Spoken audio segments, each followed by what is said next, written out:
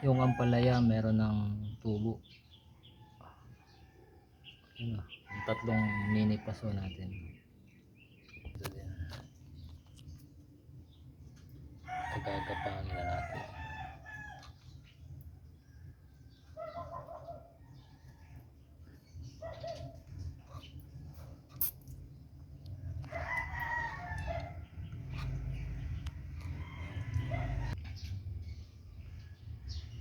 Pero yung kangkong wala.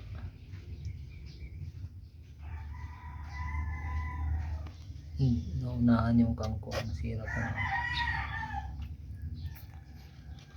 Parang hindi quality yung yung kanyang mali yung pakakatanim natin. Pero hindi masyadong baon yan eh. Hindi maganda yung ano niya, yung seeds.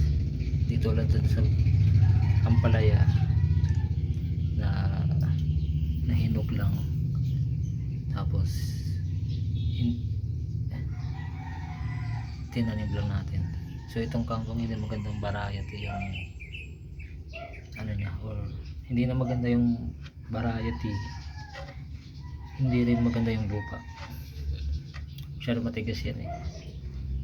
So wala nang bato yan kasi pinilter natin yan. Wala na yung bato-bato, ano lang yan, medyo maninigas lang talaga, no? So abangan natin mga mag-iisang buwan na yan, mga isang buwan.